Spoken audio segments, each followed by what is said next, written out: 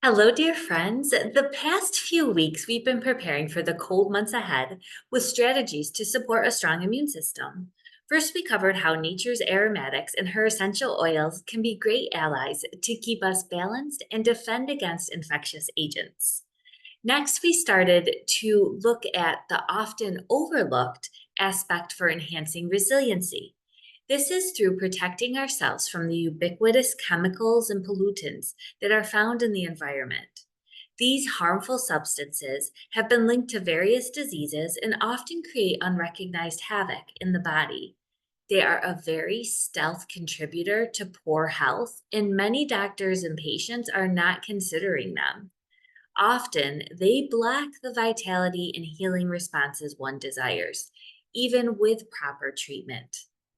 When we take steps to decrease the detrimental impact of these exposures, we raise our chances of optimizing our overall wellness. Furthermore, by removing these contributing factors to biochemical and organ system imbalances, our essential oils, supplements, and lifestyle interventions become more effective.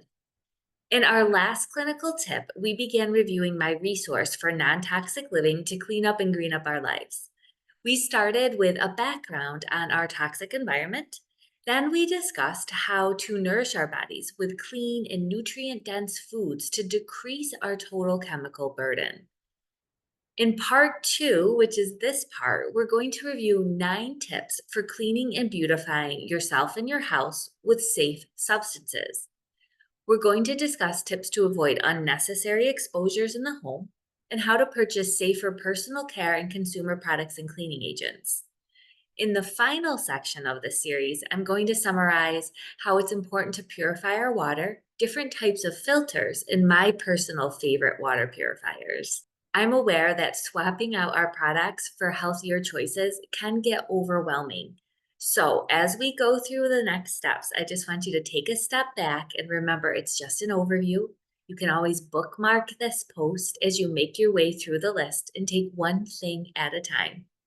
Okay, references and links to the video, as always, will be available in the resource section of the transcript to this video. So let's go ahead and get started. So now that we've covered how to nourish our bodies to decrease our chemical burden in our food and by what we feed ourselves, I want to talk about decreasing our chemical exposures by taking more empowering choices to live a non toxic lifestyle. This is through paying attention to what we bring into our home, what we put in our body, and the cleaning agents we use. Women's Voice for Earth recently offered suggestions for avoiding toxic chemicals in your living area and in your personal care products. I thought they were a great overview for greener living. And what I did is I highlighted some of the major takeaways and put a little twist of my views with it to share with you. So let's get started on the 9 tips for cleaning and beautifying yourself in your home with non toxic products. Remember, just one step at a time. So, the number one thing is to purchase greener cleaning products or to make your own. Various companies do offer essential oils infused and or natural cleaning products that you can purchase. You can find them and check their safety rating through the Environmental Working Group Cleaning Database. Again, there will be a link in the video description so you can go ahead and look for safe products that you could purchase.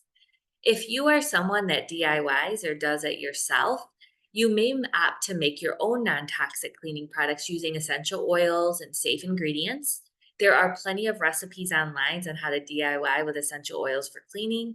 I actually have a DIY essential oil recipe Facebook group that I help with the administration of, and you can join it for free. There, you can learn how to upgrade your chores and life by using aromatics with soothing scents as you support your wellness. So, cleaning with essential oils is multitasking for health. All right, so we have our cleaning products. The second thing to think about is to get rid of fake synthetic fragrances, which are loaded with chemicals. Fragrances are actually unregulated, and many are considered proprietary formulas by their manufacturers. This means that their individual ingredients do not have to be listed on the bottle. This means that safety testing can be inadequate and absent entirely for the full product because they're not even listing what they would have to test, right? Because it's not listed on the bottle. So I would suggest swapping fake smells for fragrance-free alternatives. Most products have those alternatives. The third thing is to purchase non toxic beauty products. Now, this can be overwhelming because a lot of people use a lot of products, especially in today's world that is very focused on age defying and anti aging and beauty, which is another whole subject. But you can replace your personal care products and cosmetics with safer, more natural options. You can use the environmental working groups. They have a skin deep database, just like they have a cleaning database. I have a line that I prefer that I suggest to my clients and that I use myself. Remember, you can just use up the cosmetics you have and then swap them out as you find safer options. The fourth thing to consider is to avoid plastics as much as possible because plastics not only pollute our environment, they leach into our foods and various consumer products. There are many dangerous ingredients in plastic. One is BPA or bisphenol A. You've probably at least heard about that if you're in the health sphere. It's an endocrine disruptor, so it causes hormonal and reproductive imbalances, and this can create many other negative effects in the body. You can start decreasing your plastic burden by swapping your containers for glass. You can also use glass or stainless steel water bottles filled with purified water, which we'll get to in the next tip, versus carrying around bottled water that are in plastic. The fifth suggestion is to go quat free, QUAT. So quats are often found in antibacterial products and they end with ONIUM chloride, onium chloride. There have been increasing concerns about their toxicity due to the rise in the use of hand sanitizers. Quats can cause irritation to the skin and they're linked to lung inflammation, allergies, and reproductive issues in preclinical studies. They have not been vigorously tested, so there's concerns regarding their potential to also increase antimicrobial resistance. So rather than subject yourself to quats and take your chances, I would suggest using plain soap and water. And if you use hand sanitizers, you can find ones with alcohol and some natural ingredients in them that are quat free. I like ones with essential oils. Essential oils tend to have those antimicrobial properties and help with sanitizing and cleaning, but they don't disrupt your microbiome.